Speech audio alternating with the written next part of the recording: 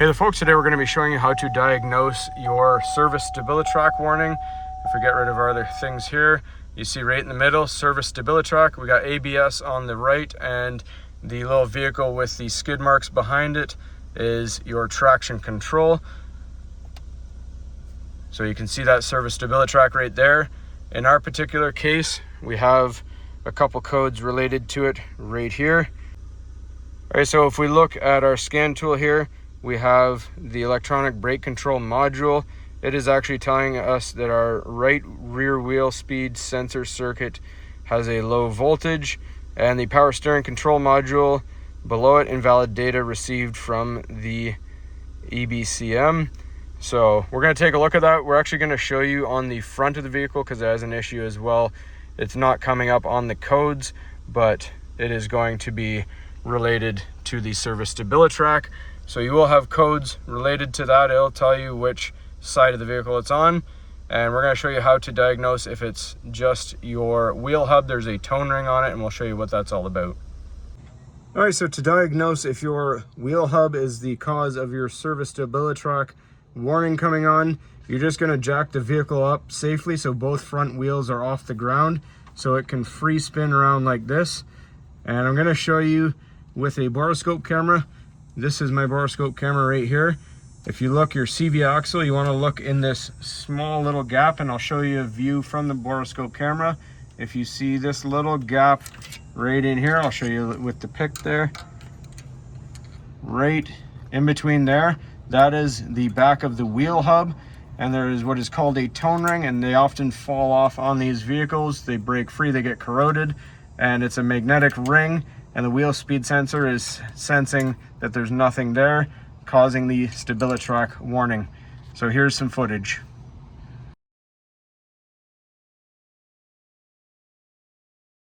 All right, so if we look in here, this dark brown on the outside of the rotating part, that is the back of the wheel hub. That is where the tone ring is supposed to be.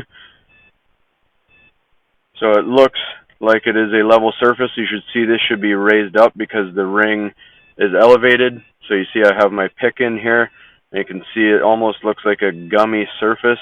I believe that to be the adhesive that holds the ring on. It's very soft. I don't have an engine code for this, but it seems like it should be popping up. So I don't believe the tone ring is actually there anymore. So in just a sec, we're going to take the boroscope camera out and show you the other side.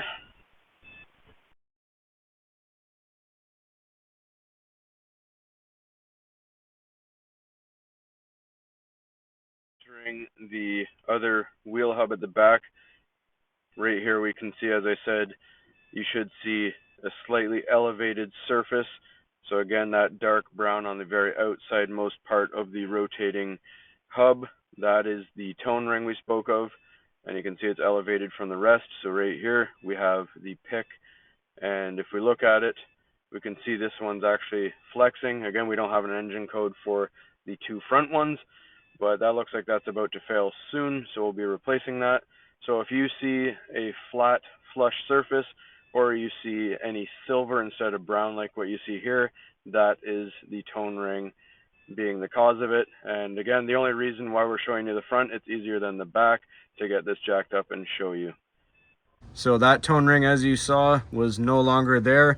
What you saw, that tacky substance, as I said, was the glue that used to hold it on together, and it is no longer there. Sometimes it's stuck on the back side of this CV axle and magnetizes on there. When you take it off, you might find it in there. Sometimes it breaks off, rattles around, chips away, and falls out that gap, and it's no longer even on the vehicle. So the second clip that I showed you, the tone ring is there. As you could see, it was flexing, and you can see that glue is kind of holding it on one side but not on the other near the end of the clip. So I'm going to go ahead and replace both of them. So I'll throw those codes up on the screen one more time so you can see what they were, and your scan tool will tell you what side is giving the code. In our particular, it's right side, which would be your passenger. So it's when you're sitting in the vehicle, that is your right side. So this one is probably not far from throwing a code, so we're going to do it anyways. So hopefully you found this helpful, everybody. As always, please don't forget to like and subscribe. And before we go, here are one more screenshot of the codes.